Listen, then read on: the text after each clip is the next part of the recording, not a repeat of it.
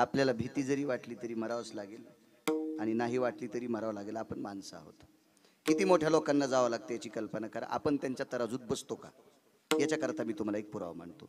आबा एक मयूरध्वज नावाचा राजा होऊन गेला. त्या राजाचं नाव आहे मयूरध्वज नावाचा राजा. फार अधिकारी राजा आहे.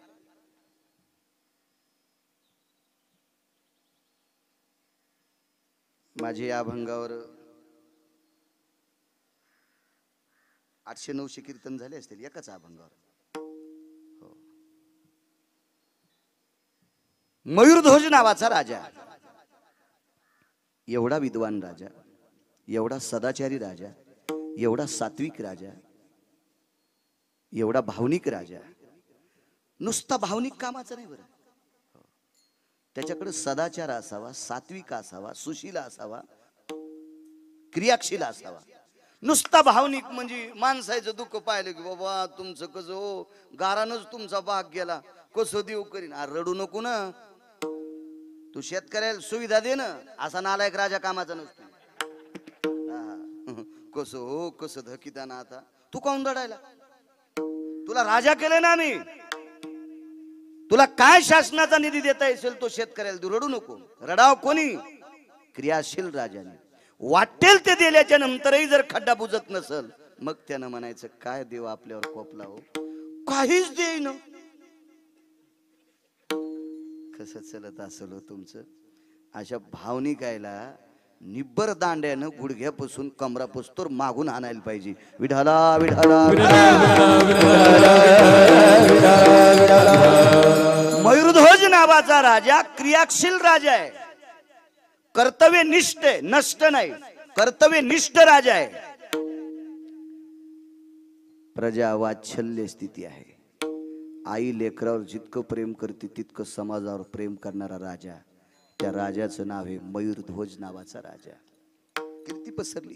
किती मोठ्या लोकांना जावं लागतं. एक छोटासा आपण बसतो का बघा त्या तराजूत, मग ठरवा. आणि या राजाची कीर्ती सर्वत्र पसरल्याच्या नंतर तिन्ही देवांनी विचार केला, ब्रह्म, विष्णू आणि महेश, आपण याच्याकडे जाऊ. म्हणजे गेले. आता देव ज्या अर्थी एखाद्या भक्ताकडे जाते ते देवाच्या रूपात जात नसते. ते तुमच्या माझ्यासारख्या एखाद्या माणसाच्या रूपात गेले. 3 जण गेले. तिथे गेल्याच्या नंतर मयूरध्वज राजाकडे गेले. म्हणले महाराज आम्हाला जेवायला पाहिजे. राजानं सांगितलं इच्छा भोजन लागेल ते देऊन टाकतो, तुम्ही मागताल ते देऊन टाकतो. राजाच्या लक्षात आलं गंध लावलेली माणसं आहेत, पांढरे शुभ्र कपडे घातलेले आहेत, कडक टोप्या आहेत. निश्चित ते पुरणपोळीचं जेवण मागतील. शक्यतो आंब्याचे दिवस होते, रसपोळी मागतील. होय संतोषराव, दुसरं काय मागतील? पण आबा त्या 3 लोकांनी सांगितलं राजा तुमच्या उजव्या मांडीचं मांस पाहिजे. मागायच्या आधी सांगितलं लक्षात ठेवा राजा, आम्ही जे मागतो ते जेवायला देताल का? राजा म्हणला काही मागा हो, तसं नका म्हणे, मोगुम खात नको, वचन पाहिजे. देऊन टाकलं वचन, घेऊन टाका वचन. तुमच्या उजव्या शरीराच्या मांडीचं मांस पाहिजे आणि ते मांस तुमच्या बायकोनं तुमच्या पोरानं कापायचं आणि आम्हाला शिजून द्यायचं. बाईला थोडासा राग आला. आणि का राग येऊ नये? नवऱ्याची मांडी कापून मागितल्या बाईला, बाई जर हसत असेल तर समजायचं आपण चुडेल निशी लग्न केले. नवऱ्याची मांडी कापल्याच्या नंतर एखाद्या बाईला जर आनंद वाटत असेल तर असं समजायचं साडी नेसती म्हणून बाई आहे. मालकाला दुःख झाल्याच्या नंतर जिला दुःख होतंय तिला पतिव्रता म्हणत असतात. आपल्या भारताची, आपल्या देशाची, आपल्या राज्याची, आपल्या राष्ट्राची ती प्रणाली आहे. बाईला दुःख झालं आणि बाईनं सांगितलं शोभतं का हो तुम्हाला, गंध वगैरे लावले? म्हणले बाई जरा हळू आवाजात बोला. काय हळू आवाजात बोला? तुम्हाला माहित आहे बाईचा पुरुषाच्या शरीरावर अधिकार आहे. म्हणले बाई आम्हाला त्याचं ज्ञान आहे म्हणून आम्ही डावा अंग मागितलं नाही. कोणतं अंग मागितलं? उजवं. वामांगी रखुमाई दिशे दिव्य शोभा. डाव्या हाताला कोण आहेत? आई साहेब आहेत. अर्धांगी पार्वती सुमनाच्या माळा, विभूतीचे उधळण शीतकंठ निळा, ऐसा शंकर शोभे उमा वेल्हाळा, जय देव जय श्री शंकरा, ओ स्वामी शंकरा, आरती ओवाळू तुझ कर्पूर गौरा, जय देव. अर्धांगी पार्वती, अर्धांग पार्वतीचं, डावा अंग रुक्मिणी आई साहेबाचं, म्हणून तर डावी कुणीत वामांगी रखुमाई. प्रत्येक स्त्रीचं डावा अंग पुरुषाचं स्त्रीचं असतं, तिचा अधिकार असतो त्याचा. तो जगाचा मालक होता राजे हो. तो काही बी कसं मागेल. ए बाई तुम्ही काही शिल्लक बोलू नका, मी जे अंग मागितलंय ते अंग उजवं मागितलंय. बाईचं बोलणंच संपलं. काय चलल त्या बाईचं, तुटला आयुष्याचा दोरा संपला. मुलगा हुशार होता मयूरध्वजांचा. या तिन्ही व्यक्तींचं दर्शन घेतलं. त्याच्यातल्या मुख्य व्यक्तीनं सांगितलं, तू दर्शन गिर्शन घेतल्यानं तू काही दुःख बाजूला जात नाही. तुला काय दर्शन घ्यायचं ते घे, पण जे ठरलंय तेच होईल. याच्या बदल्यात दुसरं काय बदल. बसा बसा बसा बसा बसा इथं बसा. आणि मग विठाला विठाला विठाला विठाला विठाला विठाला विठाला विठाला विठाला.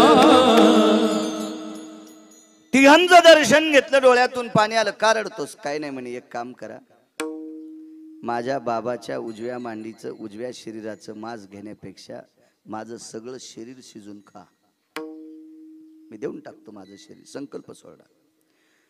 देवानं माणसाच्या रूपात असणाऱ्या ब्रह्मांडाच्या मालकानं त्या मयूरध्वजाच्या मुलाला सांगितलं, तुला एक वाक्य कळतंय का? तुझ्या बाबांनी वचन दिलं, ती वचनाची पूर्तता ऐकलीस का? तो काय तर काय म्हणे, तुझ्या बाबाच्या उजवं शरीर तुझ्या आईनं तू कापायचंय. असं ठरलंय ना आपलं. मग तू तुझं शरीर का शिजून द्यायलाय? तू कापायचं शरीर, तुझ्या आईनं कापायची उजवी मांडी, आणि तुम्ही शिजवायचं मला द्यायचंय. मयूरध्वजाने मुलाला सांगितलं, बाळा चौकटीत अडकलो रे, आता आता काय विषय नाही. करवत आणला. एक करवताचं तोंड बायकोनं धरलं, दुसरं मुलानं धरलं, पायावर करवत टेकला. करवत टेकल्याबरोबर डाव्या डोळ्यातून पाण्याचे 2 थेंब आले. या तिन्ही देवापैकी एकानं सांगितलं, ए थांबा रे, कापू नका. मयूरध्वजाने विचारलं, काय झालं महाराज? काय नाही. ज्याचे डोळे रडतेत का, म्हणजे आम्हाला देत असताना ज्याच्या डोळ्यात दुःख आहे त्याचं मांस आम्ही खात नाहीत. मागणारा लय अधिकारी होता महाराज, लय अधिकारी होता. देणारा बी कितका हुशार आहे बघा बा. मयूरध्वजानं सांगितलं, महाराज तुम्ही शरीर मागितले उजवं, आणि पाणी येतोय डाव्या डोळ्यातून. मागितलंय कोणतं? उजवं. पाणी कोण्या डोळ्यातून येतंय? डाव्या. मग का तुम्हाला त्या डाव्या शरीराचे काय संबंध आहे? तुम्ही उजवं घ्या ना. पण त्या मालकानं सांगितलं, राजा आमची इच्छा आहे डोळे कोणतेच रडू नये. का रडते? काय विद्वान राजा हवा. त्या राजानं सांगितलं, महाराज डावा डोळा याच्या करता रडतोय, उजवं शरीर तुमच्या सारख्या सात्विक माणसाच्या पोटात चालले म्हणून हे शरीर कारणी लागायले, पण डाव्या शरीर कव्हा कारणी लागन याच्या करता डावा अंग रडायले. तेव्हा तिन्ही देवांना आपले रूप प्रगट केले आणि मयूरध्वजाच्या गळ्याला कडकडाटून मिठी मारली. काय राजा आहे म्हणले, काय राजा आहे. अहो तिन्ही देवांना नमावं. तिन्ही देवानं पुढच्याच्या कर्तव्याची निष्ठा बघून या तिन्ही देवांनी मान खाली वाकवावी. इतकी व्याप्ती भक्तीची आणि कर्तव्याची ज्याची मोठी आहे त्याला मयूरध्वज नावाचा राजा म्हणतात. पण तो राजा आज नाही, त्याच्याही आयुष्याची माळ तुटली. पहिलं कडवं तुटला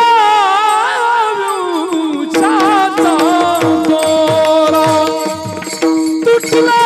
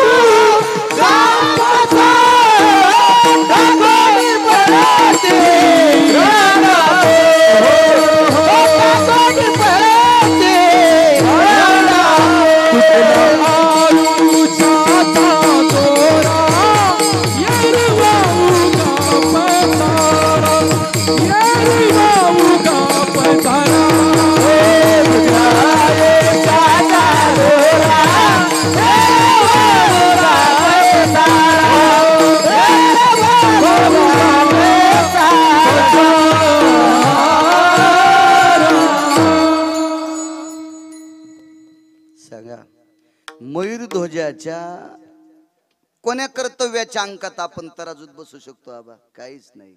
तयाची चरण रज धुळी, काय काय ताकद. एवढ्या अधिकारी महात्म्याच्या पायाला चिटकलेल्या मातीच्या कणाची बरोबरी करू शकत नाहीत आपण, कणाची.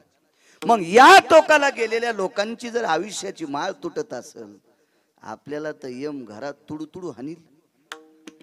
आपली लायकीच काय राजू त्याच्यात? मी तुम्हाला म्हणत नाही, मी पण त्याच्यात आलो. मी कीर्तन सांगतो म्हणजे काय लय कुठला तुकाराम महाराज लागून गेलो काय? मी महाराज महाराज होते आहे का नाही?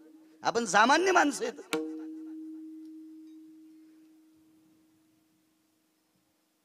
एका बाईच्या पोटात 4.5 महिन्याचा गर्भ आहे.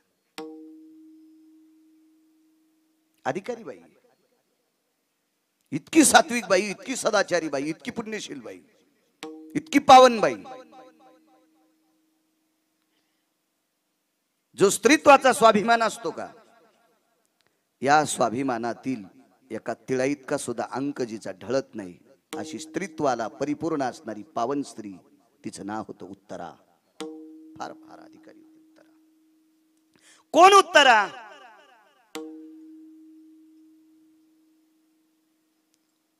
जो झोपी गेल्याच्या नंतर ज्याच्या अंगावरचे रोम कृष्ण कृष्ण म्हणायचे, अशा विद्वान माणसाची सून होती ती.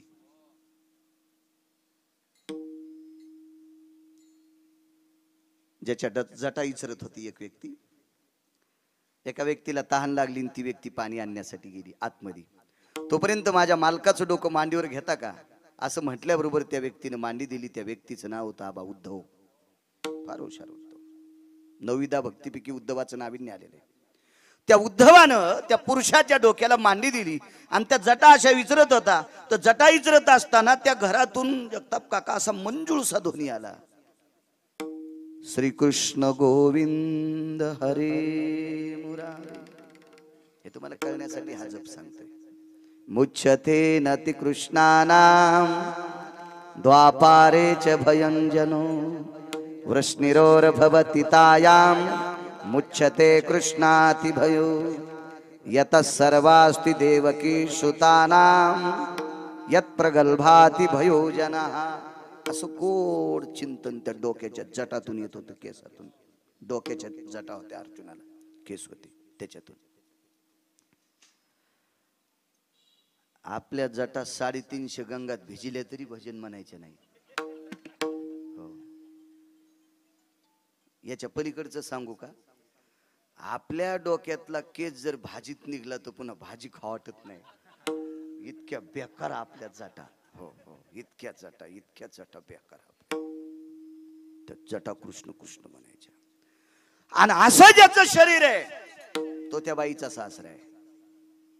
पंढरपुरातल्या मालकाला त्या बाईचा सासरा किती आवडायचा माहिती? कोपे तरी निवांत साई, ऋषे तरी बुझावीत जाय. राग आला तरी देवानं चोंबळायचं.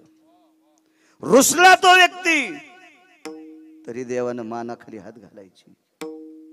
पंढरपुरातला मालक त्या व्यक्तीसाठी पिसा झालता. पिसा म्हणजे वेडा. वेडा नवल पिस लागलं होतं पार्थाचं. त्या व्यक्तीचं नाव आहे अर्जुन आणि अर्जुनाची ती सून होती. बाईचा नवरा किती अधिकारी सांगू तुम्हाला? 22.5 वर्ष वय. पण या वयातलं पोरग इच्छामरणी माणसाच्या नाकात दम आणला होता. त्या व्यक्तीचं नाव होतं पितामह भीष्माचार्य. तर तर तर तर तर तर माथार हालत होतं. सामान्य नाही. किती म्हातारा अधिकारी. ज्या म्हाताऱ्याचं दर्शन घेतल्याशिवाय पंढरपुरातला मालक अर्जुनाच्या रथावर बसत नव्हता. इतका अधिकारी म्हातार. आणि ते म्हातार अर्जुनाच्या मुलाला भेट होतं. मी सांगत नाही, महाभारत सांगते. कारण शब्दवेधी विद्या येणारा चुकून शब्द गेला. चक्रव्यूहाचं भेदन करण्याची ताकद, आतमध्ये जाण्याची ताकद अभिमन्यूत होती. बाकी नव्हती कोणाकडे. म्हणून भीष्माचार्याच्या लक्षात आलं की या युद्धात आपण हरतो की काय. भीष्माचार्यांना घाम येत होता. इतका अधिकारी व्यक्ती अभिमन्यू. आणि त्या अभिमन्यूची पत्नी उत्तरा. तुटला आयुष्याचा दोरा सांगतोय. या अभिमन्यूची धर्मपत्नी उत्तरा 4.5 मासाचा गर्भपोटात आहे. मी परवाला इन्सुरला काकाकडे भागवतो, त्याच्यात बोलून गेलो. प्रसंग असेल तुम्हाला ऐकायला येईल.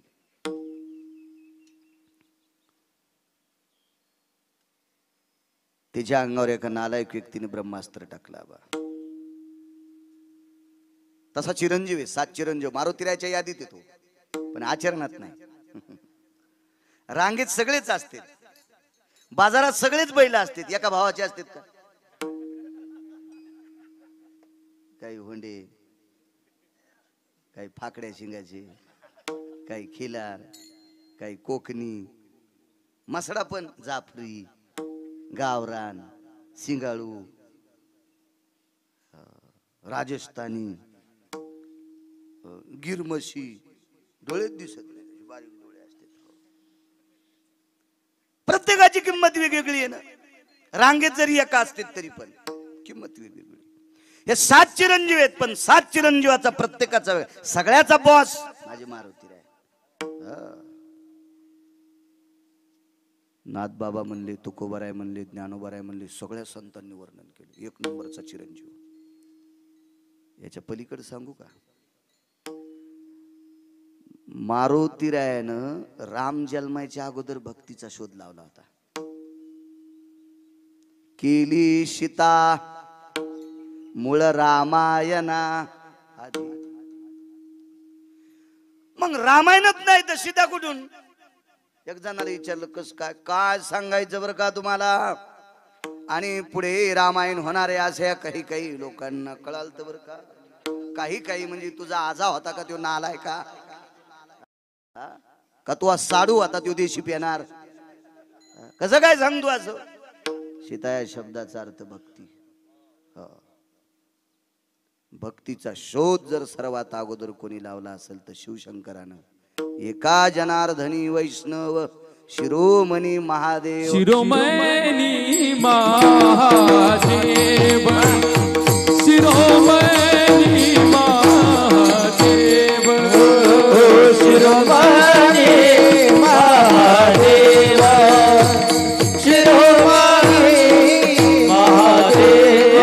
जनार्दनी वैष्णव शिरोमणी महादेव, शिरोमणी महादेव, शिरोमणी महादेव.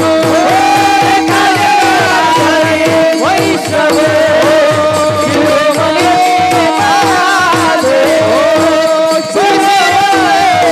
महादेव, शिरोमणी महादेव.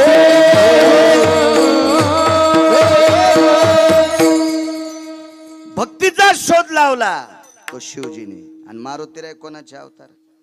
ध्वजस्तंभावरी वानरू ते मूर्तिमंत शंकरू.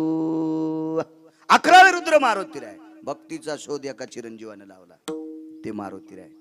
म्हणून तर भक्तीची वाट विचारली तुकोबाराय. काय भक्तीचा जवाटा, काय भक्तीचा जवाटा, काय भक्तीचा जवाटा, काय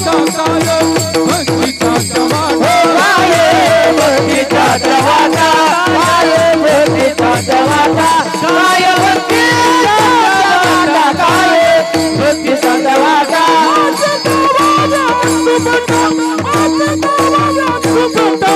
काय भक्तीचा जवाटा, काय भक्तीचा जवाटा, काय भक्तीचा जवाटा, काय भक्तीचा जवाटा.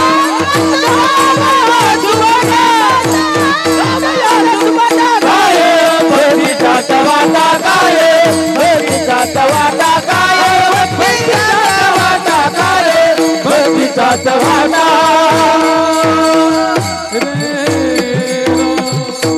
तुकोबाराय भक्तीची वाट विचारतात. वैष्णवातले वरिष्ठ वैष्णव मारुतीराय आहेत. प्रकाश बुवा तितका मोठा वैष्णव कोणीच नाही. 7 चिरंजीवापैकी आगळा वेगळा चिरंजीव. 3च चिरंजीव सांगतो. 4 घरी गेल्यावर पहा ना. गुत थोडं घेतलं मी, आहे का नाही?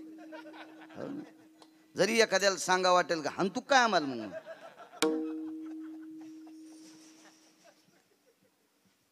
याच युगात अजून एक चिरंजीव होता, त्या चिरंजीवाचं नाव होतं बिभीषण. ते बी चिरंजीवचे बरं का. चांगला होता, तसा भजन करीत होता, पण याच्यासाठी करीत होता, मला बसायला खुर्ची असावा म्हणून म्हणून भजन केलं त्यानं. मनसी बिभीषण इतकंच म्हणायचं आपण. मी बी म्हणत होतो, पण आता माझ्या लक्षात आलं, महामूर्ख आपली काय ताकद आहे त्याला म्हणायची. ते नामदेवराय म्हटले आपली नाही ना बा, आहे का नाही, आपण कशाला. एका ठिकाणी तर सांगितलं, केलं भजन बिभीषणानं त्या चिरंजीवानं, पण लंकेचं राज्य मागितलं. राम कुठं झाला तो म्हणून, हाही चिरंजीव तितक्या मोलाचा नाही. आणि ज्या चिरंजीवाचं सांगत होतो त्या चिरंजीवाचं नाव आहे अश्वत्थामा, यांनी ब्रह्मास्त्र टाकलं.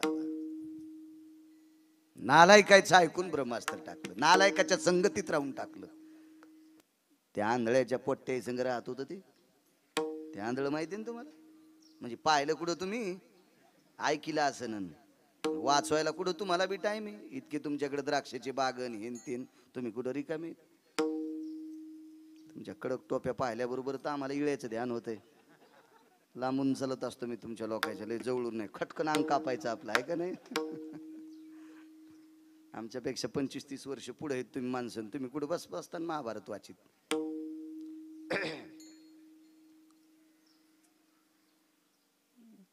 नालायक होती ती 100 कार्टे त्याच्या सानिध्यात गेल. नाही तर लय चांगल्या माणसाचं पोरग हो.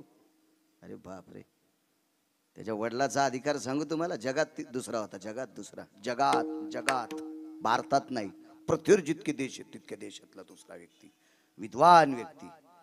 महाभारतातला, संग्रामातला युद्ध कौशल्याचं पूर्ण कौशल्य त्याच व्यक्तीचं होतं. द्रोणाचार्यापासून विद्येचा खेळ, ही सर्व विद्या द्रोणाचार्यापासून होती, सर्व विद्या. इतका अधिकारी व्यक्ती होता, इतका अधिकारी. पण पोट्ट नालायक निघलं ना. तेव्हा झाडाचं बुड किती चांगलं आहे त्याच्यापेक्षा फांद्या किती मस्त आहे त्या बघायच्या. चट फांद्या तुटून गेल्या. बुडाच्या भावताल सावली नाही, पावसात मेळ बसन आणि उन्हाचा मेळ बसन. बुड खपक्याय, कासऱ्यात बसन, गांजा फुगलंय बुड. हा, कुठं गेलं की टेकीतच बुड पळायलंय. त्याच्या छातीला मशीन लावली, फांद्या कुठे आहेत, जळून गेली. फांद्या नाम पुत्र, फांद्या नाम लेकर, आणि बुड नाम बाप. माणसाच्या जीवनात सर्वात मोठी श्रीमंती आपत्ती चांगली निघणं काका. त्याच्यासारखी श्रीमंती दुसरी कशात नाही. 100 कोटीची प्रॉपर्टी आणि पोरं बुटा हरपून आलीत, हे समाधान नाही. असं कोणाच्या जीवनात होऊ नये. मी काय कोणाची वाभारी काढीत नाही, होऊ नये ह्याच्याकरता चांगलं वागा. हो, सर्वात मोठी श्रीमंती आपली लेकरं आपल्या ताब्यात असावी. सर्वात मोठी श्रीमंती आपली पत्नी आपल्या ऐकिण्यात असावी. सर्वात मोठी श्रीमंती आपण बोललेला शब्द लोक खोटा म्हणत नाहीत. ही श्रीमंती. हजारो कोटीची प्रॉपर्टी, दिलेला शब्द पाळीतच नाही, त्याचं खरंच नाही बाबा. काय करतात त्याची श्रीमंती? काय पोरं का बंडलं टाकणार आहेत का त्याच्या मातीत? काय श्रीमंत ठरावे. आयुष्यभर काम केलं, संपत्ती कमवून ठेवली, बायको म्हणती पप्याच्या बापाला अक्कल नाही. अरे बापरे, त्यानं कोणतं तळ आमुष्याच्या दिवशी पाहा त्यालाच कळलं उडी टाकायला, है का नाही. सर्वात मोठी श्रीमंती आपली लेकर आहेत. 2च टाइम कळण्या कोंड्याची भाकर खायला भेटावा. पण बाहेरून आल्यावर पोराने विचारा, बाबा जेवलात का? हे माय आई जेवलीस का? हे 2 शब्द वापरणारे ज्याच्या जीवनात मुलं आहेत त्यानं समजायचं आम्ही स्वर्गात आहेत. लिहून घ्या गिरगावच्या बाळाचं वाक्य. त्यानं समजायचं आम्ही स्वर्गात आहेत. हजारो कोटीची प्रॉपर्टी आणि पोट्ट बापाला बोलतच नाही. समजायचं बंगल्यात राहून मी मसन वाटते.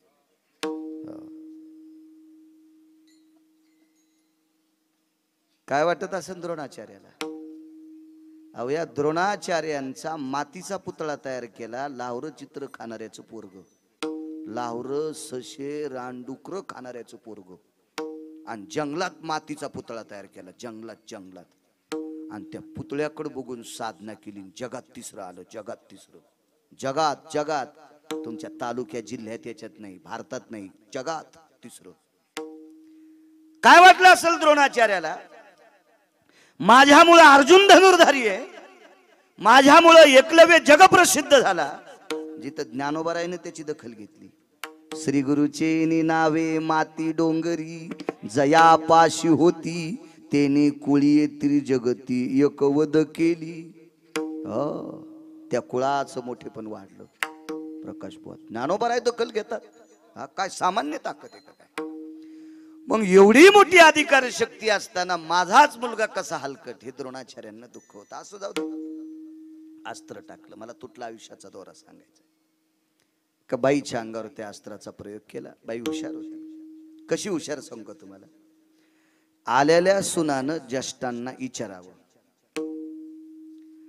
आलेल्या सुनानं घरातल्या ज्येष्ठ लोकांच्या पुढे वाकावं. म्हणजे सतत पाय पडणं याला वाकणं म्हणत नाही.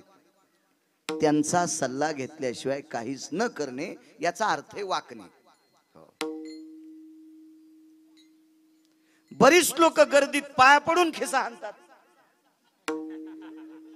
आपल्याला वाटतं हे पाया पडायला, आणि नंतर कळत खिसा गेला घरे. असं होतं ना ते. कधी कधी चूक ठरतील. पाया पडणारी फारच चांगली असतात असं काय नसते. शब्द वलयात ठेवून त्या शब्दाचे आचरणात आणणं याला म्हणायचं नम्र. हुशार बाई होती. तिनं आपल्या सासूबाईला विचारलं. तिला सासा होत्या, चार सासा होत्या. अर्जुनाला बायका किती सांगता येतील तुम्हाला? किती महाराज फुकल्यावर सुधरत, आणि पहिली मला गोळी घाला.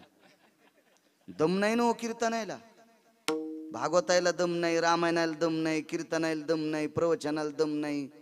तुम्हाला का गुण याचा नाही? तुम्हाला येऊ बी नाही. तुम्हाला गुण आल्यावर आम्हाला नाशिकला जावं लागेल गट उचलायला. तुम्ही असेच चोर पंक्चर झाले पाहिजे. महाराज येत राय, खपक्या पाकिट नेत राय, आम्ही तसेच रुमाल झटकल्यावर अभंग काय का नाही होता.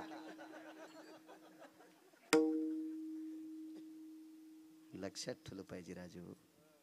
तुम्ही जितकं लक्षात ठेवतान का तितके आमचे अभ्यास करतील. आदरयुक्त भीती वाटली पाहिजे आबा माणसाला.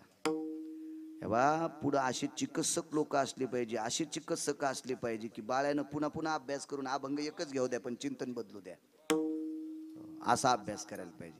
तुमच्या लक्षात नाही राहिले आमचं चलतं पुन्हा तेच. मग लक्षात ठेवायचं. 4 पत्न्या होत्या अर्जुनाला. तरी एक नाव सांगणार नाही मी, ते तसं ठुतच असतो मी.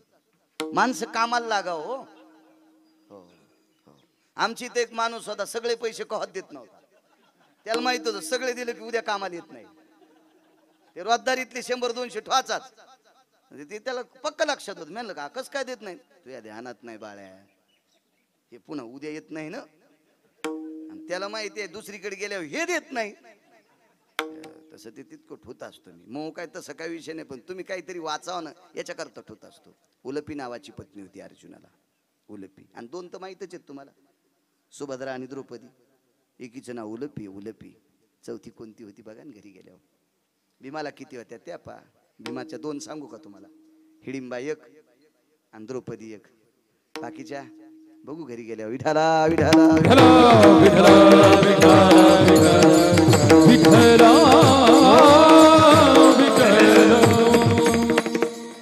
ब्रह्मास्त्र सोडलं. 4 सासापैकी एका सासूवर जास्त तिची श्रद्धा. सख्खी सासू होती, म्हणजे जिच्या पोटी मुलगा जन्माला आला तो हिचा पती आहे. तिचं नाव आहे सुभद्रा. पण 1 नंबरची श्रद्धा द्रौपदीवर होती. विश्वास होता. आत्याबाई काम आटपलंय, तुम्ही रिकामे आहेत का? हो. मग द्रौपदी रिकामी असल्याच्या नंतर उत्तरेचं काम संपल्यावर आबा उत्तरा द्रौपदीच्या जवळ बसायची.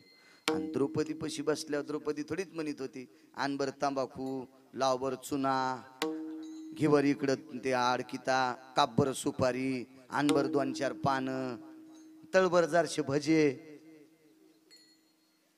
असं म्हणत होती का ती? द्वारकेच्या मालकाचं वैभव सांगत होती, ती पंढरपुरातल्या मालकाचं वैभव सांगते. काळ सारावा चिंतने, काळ सारावा चिंतने, एकांतवासी गंगा स्नान, एकांतवासी गंगा स्नान, देवाच्या पूजने प्रदक्षिणा तुळशीच्या, देवाच्या पूजने प्रदक्षिणा तुळशीच्या, देवाच्या पूजने प्रदक्षिणा तुळशीच्या, काळ सारावा चिंतने, एकांतवासी गंगा स्नान, देवाच्या पूजने प्रदक्षिणा तुळशी, एकांतवासी गंगा स्नान, देवाच्या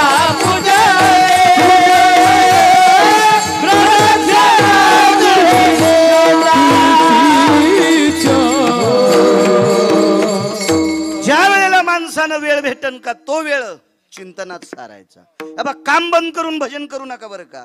कामामध्ये काम, कामामध्ये काम, काही म्हणा काही म्हणा राम राम, जाईल भवश्रम सुख,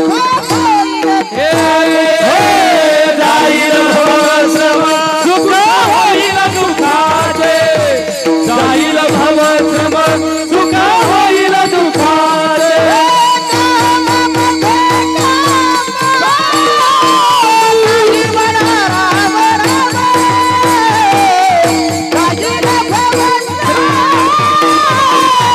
सुख होईल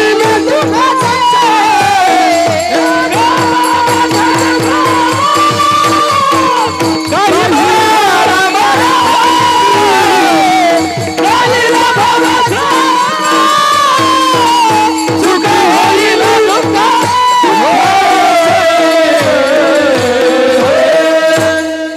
कामामध्ये काम, काही म्हणा राम राम. काम बंद करून नाही राम राम म्हणायचं. मालकाला कामाला जायचं, बाई भाकरीला बसली स्वयंपाकाला, आणि स्वयंपाकाला बसल्यावर लक्षात आलं मै पूजा राहिली. मालकाच्या भाकरी तशात ठेवून दिल्या आणि पूजाला बसली. ते बिना भाकरीच ऑफिसला गेलं. तू इशिक देव दळून खाल्लीस तरी तुला पुण्य नाही.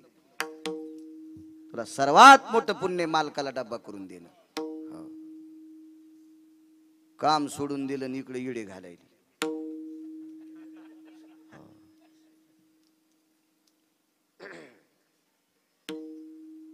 पोराची माय स्वयंपाक करू लागली आणि पोरग आजीला म्हणलं, आजी मा डब्बा भर ना, मी कपडे घालतो. तोर शाळेला जायचं होतं. आजी म्हणली बस, मी तुळशीला ये, माय प्रदक्षिणा राहिल्यात. अशा कव्हा बी डबा भरायच्या टायमाला हिच्या तुळशीच्या प्रदक्षिणा असायच्या. ते पोरग कव्हा शिकायचं, नापासच व्हायचं. ते इतकं पोरग मोकार झालं. ती आजी मला भेटली, महाराज मग ना तुलेच मोकार झाला. म्हणलं तुझ्या मुंडक्यावर ट्रॅक्टर घालायला पाहिजे त्यानं. त्याच्या शाळेच्या डब्बा भरायच्या टायमाला तू हा देव देव चलत होता ना, आणि त्यो शाळेत गेलो मग तमाखून न सोडायची आदल्या भरू भरू.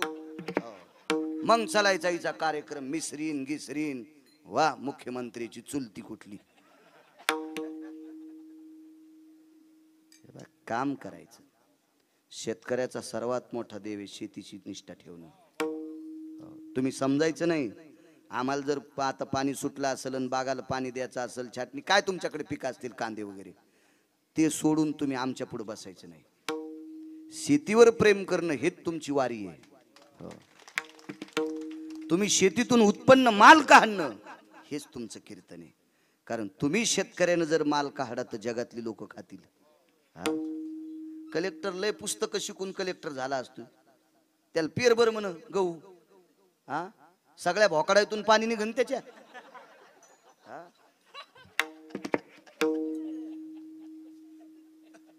त्याला खर बर म्हण काका खरड छाटणी.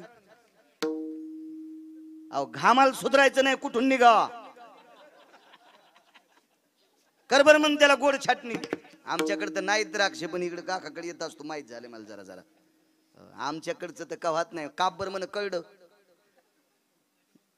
करड फक्त जुन्यालाच माहिती, जिनच्या पॅन्टीवाल्यानं काय असू नका, तुम्हाला काय माहित नाही, तुम्ही फक्त तेलच खात जा, तुम्हाला काय करडी माहिती आहे. असल पुस्तकी ज्ञान त्याला करू शकतो ते शेती नाही. तुम्ही प्राण आहेत देशाचा. हो, मी वापरीत असतो. ज्या व्यक्तीचा तुम्ही फार मोठा आदरयुक्त पुतळा उभा केला, हे एक आपल्या क्षेत्रातले तिसरे देव येत. तुम्ही देवाच्या दर्शनाला जात असताना तितकीच अशा लोकांच्या पुढे मान वाकी जा.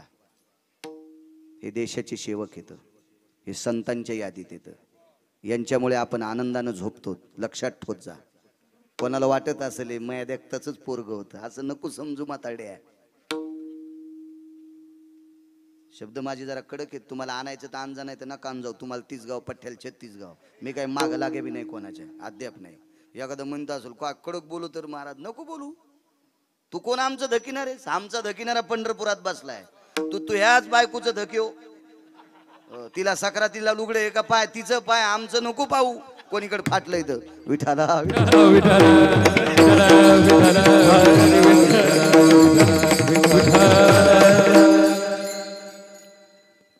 दोन देव एक नंबरचे देव, भगवान शिवशंकर, भगवान विष्णू परमात्मा एक देव. या दोघांचं भजन करणारी संत 2 नंबरचे देव. आणि आपण आनंदाने झोपतोत का ज्यांच्यामुळं, हे भारताच्या सीमेवरले 3 नंबरचे देव आहेत.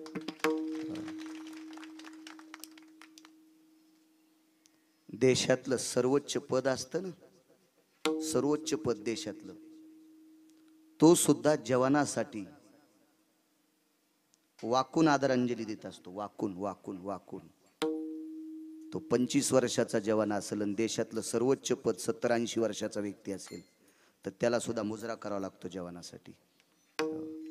देशाचा ध्वज फक्त अशाच व्यक्तीच्या अंगावर पडत असतो, त्याला जवान म्हणत असतात. तर ते देवाच्या यादीत लोक आहेत, देवाच्या यादीत. म्हणून तुमच्या गावकऱ्यांना द्यावे तितके धन्यवाद. आणि माझा चौथा देव आहे, ज्याच्या रक्ताचा घाम तयार होतो, ज्याच्या रक्ताचा घाम तयार होऊन काळ्या मातीत पडतो आणि काळ्या मातीतून तुम्हा आम्हाला जगण्यासाठी मोती तयार होतात. हा शेतकरी राजा 4थ्या क्रमांकाचा देव आहे. आपल्या वाट्याला आलेली सेवा ही भजन म्हणायचं. आपल्या वाट्याला आलेली सेवा हे कीर्तन, प्रवचन, रामायण, व्याख्यान, वारी समजायची, वारी समजायची. कर्तव्य हा सर्वात मोठा परमार्थ आहे. काम आटपल्याच्या नंतर बाई सासूच्या जवळ बसायची, इथपर्यंत आलतं ना आपलं. मी एसटी लांबून आणतो आबा, पण बस स्टँडला नेतो. एसटी लांबून गेली असेल, तुम्ही म्हणला असेल आता ही सरत का काय, नाही नाही, बस स्टँड हुकू देत नाही मी. काहून लांबून आणतो माहितीये का? डिझेल बाहेरचं आहे ना. घरचं डिझेल असले माणूस शॉर्टकटचा विचार करते. हा काय करायचा विचार, त्याला द्यायचं तेल देईल आणि भूत्याला गायला काय ताण. लांबून एसटी चला. द्रौपदी आई साहेबाच्या सानिध्यामध्ये माझ्या उत्तर आई साहेब बसायच्या आणि मग द्रौपदी मातेनं नाना प्रकारच्या आख्यायिका पंढरपुरातल्या मालकाच्या 8व्या अवतारातल्या सांगायच्या. आज तो प्रसंग आलाय. 4.5 मासाचा गर्भपोटात असताना अश्वत्थामाने ते ब्रह्मास्त्र सोडलं. ती आरडली, ओरडली, पळाली, गिळाली, काहीच नाही. बाई आता कसं होईल, माय मी जळते, बाई कसे, असं नाही इवळली ती. अहो लोयच रडायचा नात काय काय बायला. सासू बाहेर जावा, नवरा कामाला जावा, आणि सासरा शेतात जावा, आणि शेजारीन घरी यावा. इतकी दोरकी रडती. शेजारनी पशी काय सांगायचं काकू, मग मलाच माहिती आहे कशी कशी राहिली, मलाच माहिती आहे बाई. मायबापाचं नाव करण्यासाठी राहते. काय माहिती सासू मला त्रास देते काकू, इस्त्यावानी त्रास देते. आणि कोणापाशी रडायली माहितीये का? जिनं 3 सुना आडात ढकलल्या होत्या. अरे तिच्या पैशी रडायली, तू दोरके, तू या गोळ्या संपल्या का काय? तू दुःख तरी अशा व्यक्तीला सांगणं जी तू दुःख मिटवीन, नाही तर पोटात ठेवीन. जिनं 3 सुना जित्या मारल्यात तिच्यापाशी तू काय सांगायली? रड जाऊ नका, तुम्हाला बाळ्याची शपथी गिरगावच्या. देवाला हाक मारायची, काय पांचाटा पुढे रडायचं? आणि ज्या नालायकाच्या पुढे रडतात ते तुमचं काय चांगलं करणार आहेत? रडाव संतांच्या पुढे, रडाव देवाच्या पुढे. माणसाच्या पुढे रडून काय फायदा आहे? याच्या डोसक्याला केस कमी इतके दुःखानं बरबाटली ती, आणि त्याच्या पुढे काय रडायचे? अधिकाऱ्यांच्या पुढे रडलं पाहिजे. उत्तरेने विचार केला, आता रडण्यात काम नाही. द्रौपदी नावाच्या सासून सांगितलेला उपाय जाऊन मग पंढरपुरातल्याला हाक मारली. द्यावं यावं लागतंय. सूक्ष्म रूप घेतला आबा, श्वासातनं प्रवेश केला, उत्तरेच्या गर्भात गेला. ब्रह्मास्त्र तिकून आलं आणि सुदर्शनामध्ये विलीन झालं. उत्तरा वाचली आणि पोटातलं वाचलं. मला तुटला आयुष्याचा दोरा सांगायचा आहे. त्याच दिवशी अर्जुनाची सून आणि अर्जुनाचा नातू त्याच दिवशी मरत होता. त्याच दिवशी अभिमन्यूची पत्नी आणि अभिमन्यूचा मुलगा त्याच दिवशी मरत होता. पण वाचीला पंढरपुरातल्या मालकानं गर्भात जाऊन पुढे तो जन्माला आला. भारतीय संस्कृतीतला 2 नंबरचा राजा आहे तो. 1 नंबरचा राजा होता भरत आणि 2 नंबरचा राजा आहे परीक्षिती. भरतासारखा राजाच झाला नाही. भरतासारखा सार्वभौम राजा झालाच नाही. भरतासारखा पूर्ण मीमांसकातला निष्ठ स्थितीतला राजा झालाच नाही. म्हणून त्या राजाचं जे नाव होतं का तेच नाव या देशाला पडले, भारत देश. इतका पुण्यशील राजा. त्याच्यानंतर हा परीक्षिती लय श्रीमंत, लय श्रीमंत. काही काहीला जरा जोरा पैसे असल्यावर कोणाला राम राम घालीत नाहीत. हो, आणि मग ह्यो मथारा झाल्यावर लोक जवळ जात नाहीत. मग फोन लावतो, रामभाऊ आहेत का काय, या ना. हा आवाज येईन, आवाज चटी आलाय तू. हा पण तू तरुणपणात नाही कोणाला बोलला सोंबळ्या, आता तुला कसे बोलतील. हो, आमचं एक पाहुणं जरा पैशानं जरा बरं होतं. लग्न कार्य त्याच्यात आकड्याची काठीन गिटीन असं जसं असं चालायचा. हो, जसा दारू पेल्याला हाती. पूर्वी राजे महाराजे हत्तीला दारू पाजित होते. मदोन्मत्त कुंजरा मध्याथयाची उजगरा ऐसा कुंजरोस्ती, असं शास्त्र आहे त्याच्यासाठी. पाजित होती ना काही नालायक राजे. हो, एका नालायक राजानं पोराला मारण्यासाठी हत्तीला दारू पाजली. एका नालायक राजानं स्वतःच्या पोराला मारण्यासाठी हत्तीला दारू पाजली. हिरण्यकश्यपू विठला विठला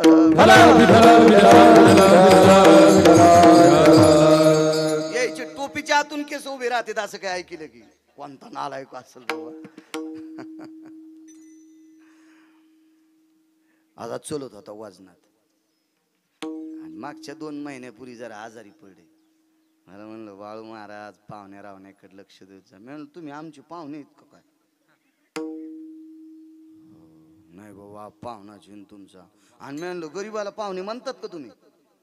नका बाबा टोले हाणू, पंढरपुरातल्यानं लय हाणलेत, आता तुम्ही नका हाणू. मी म्हणलं आता तू हेच टोले खरे, तू कोणालाच बोलत नव्हता ना. कोण्या पाहुण्यानं राम राम घातला तरी काठी करायचं, मान वाकीत नव्हतं, ती काठीवरी करायचं. लोकायला वाटतं मला हाणतो काय गडी, त्याच्यामुळे रामरामच नको असे काय काय लय फुगराट न. हो, ते किती श्रीमंत होतं सांगू. तो राजा परीक्षिती. पंढरपुरातल्या मालकानं 3.25 वर्ष श्रीमंतक नावाचा मणी त्याच्या घरी ठेवला. 2 पुराणाचा उल्लेख, एक म्हणते 2.5 वर्ष आणि एक म्हणते 3.25 वर्ष. 2.5 वर्ष म्हणलं तर एका वर्षाचे 365 दिवस आबा प्रकाश बुवा. आणि 365 दिवसाला गुणिले करा 21 क्विंटल 78 किलो. 21 क्विंटल 78 किलो गुणिले 365. हे मका नाही बरं आबा, हे सोनं आहे. 21 क्विंटल 78 किलो 44 तोळे रोजचं सोनं देत होता मनी. आणि हा एका वर्षाचे 365 दिवस, तर 2.5 वर्षाचे दिवस गुणिले 21 क्विंटल 78 किलो. किती सोनं असेल त्याच्या इथं. हा, आपल्या इथं ती 1/2 ग्रामची मानत पण नाकाल झटका. नको न मंजुळा असं करू तू. हो,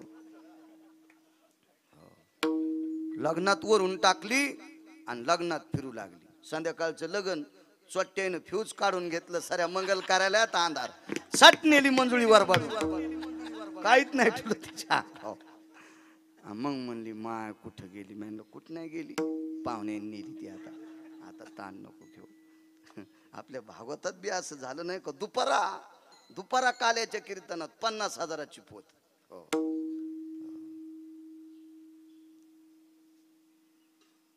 वरून टाकी जाऊ नका न पोती, आतून ठोत जा. या बा आता झाकायला आता कीर्तनात कशाला चोर येते ना, का नाही? चोर लय हुशार असते ताबा. आम्ही एकदा मी औरंगाबादला नोकरीला होतो, स्पेअर पार्टच्या दुकानावर होतो नोकरीला, कामाला होतो. 520 रुपये महिना होता. मला काही लाज वाटत नाही सांगा, काम केलं मी का चोऱ्या थोड्याच केलं कोणाच्या, काम केलं आणि काम करत जाऊ माणसानं. एसटीत बसलो, नगरला चाललो तर औरंगाबादून तर एका माणसाच्या अंगावर कपडे गिपडे चांगले मस्त, जरा गर्दी झाली, काही उभे माणसं बसलेली. ते लगेच म्हणला, अरे सावध राहा चोरापासून. ह्यो चोर होता. सावध राहा चोरापासून म्हणल्याबरोबर लोक आपापल्या खिशाला हात लावू लागले. यानं पक्क ओळखीलं कोणाचे पैसे कुठे येत. माझ्याकडे 250 होते, पण मी कपाट ठुलते. आपल्या गरिबीचे कशाला खिशात ठेवायचे आणि हे कशाला कोणी उचकीन. हो, 7-8 जणांची गेले. त्यानं ते मधात माणसं पेरले होते. कंडक्टर म्हणले, पोरा तू ये. मी म्हणलं महिन्यात जात. कस काय नाही, सगळ्याचे गेले. मी म्हणलं मग इथं ठेवलेले आहेत. म्हणलं तू एकच काय नाही गेली, सगळ्यांना हात लावले ना, कुठं पैसे ठेवलेत म्हणून. मी हातच नाही लावला. हाताला हात कशाला लावू, हाताला कशाला हात लावायचा आहे का नाही. हो, तसं सावध करीत असतात काही चोर. एवढं सोनं त्या मुलाच्या चुलत्यानं, चुलता नाही म्हणता येणार, आजोबानं, चुलत आजोबा भीम, या चुलत आजोबानं जरासंध नावाचा राजा मारला आणि 22,000 राजाची संपत्ती घरी आणली. इतका श्रीमंत. काय पैशाला कमी असेल सांगा बरं तुम्ही. एकदा माईच्या पोटात वाचिलं 2 सोनं इतकं. इंद्रप्रस्थाचा राजा, एवढं मोठं वैभव, एवढं मोठं वैभव, ज्याला वाचण्यासाठी पंढरपुरातला मालक घाणीत गेलाय. गर्भातलं सुख असेल का. नाकी तोंडी कुर्मी. हो, कुर्मी कुर्मी अशी ती बारीक किडे असतात ना, चौकून चौकून चौक, विष्टा लेप चहूकडे, सगळ्या बाजूनं विष्टा लेप कुर्मी किडे. काय त्या गर्भवासातलं सुख असेल. पण त्याच्यात जगाचा मालक गेला. त्याच्यात किती श्रद्धा असेल त्या व्यक्तीवर जगाच्या मालकाची. पण एके दिवशी तक्षक नावाचा सर्प दंश झाला आणि त्याची आयुष्याची माळ तुटली. म्हणून पुन्हा पहिलं कडवं तुटला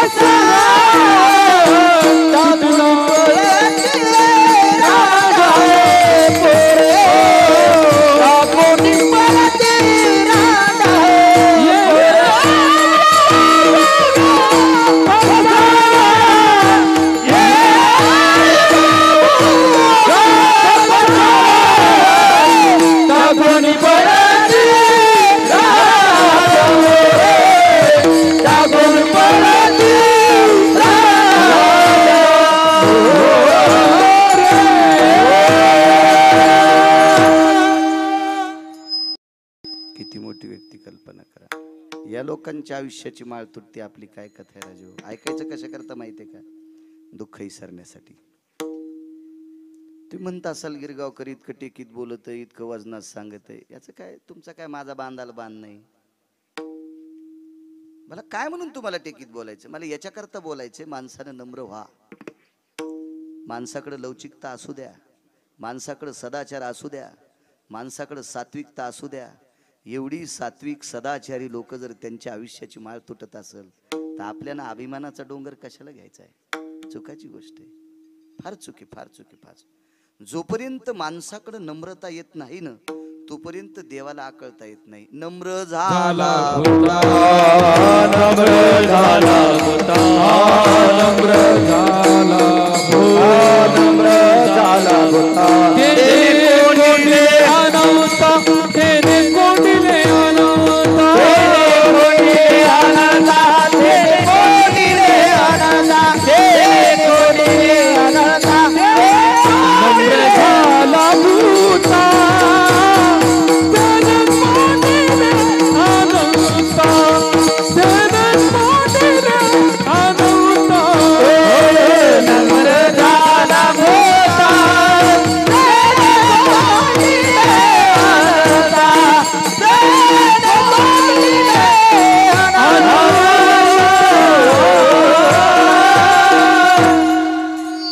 माणसाकडे नम्रता असली पाहिजे. आपल्याकडे जितकी नम्रता येईल तितका जगाचा मालक आपल्या जवळ येईल. आणि आपल्या जवळ जगाचा मालक आला की यमाचा तडाखा बंद होईल. मग यम भेटो आबा, मग मात्र यम भेटो. यमाला भेडसावण्यासाठी एकच साधन आहे, फक्त आपल्याकडे नम्रता, नामस्मरण, भजन. कोणालाही चांगलं बोलणे, गरीब असो श्रीमंत असो, चांगलं बोलायचं त्याला. आपल्याला काय कोणाला पैसे द्यायचे का काय करायचंय? दादा, बाबा, काका, नाना, तात्या, आबा, राम राम, नमस्कार, जय हरी, जय गोपाल, गोड बोलायचं या मुखानं. ही सात्विकता ज्याच्याकडे आहे त्याला यमाची चटके मात्र कमी बसतात. मधुरावाणी मोठी तुका म्हणे वाव पोटी, तुका म्हणे वाव पोटी. मधुरावाणी मोठी तुका वाव पोटी, तुका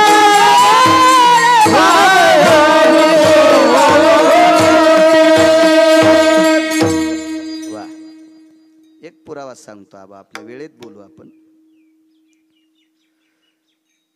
जेवढं आथरून आहे का तेवढेच पाय लांबिले पाहिजे.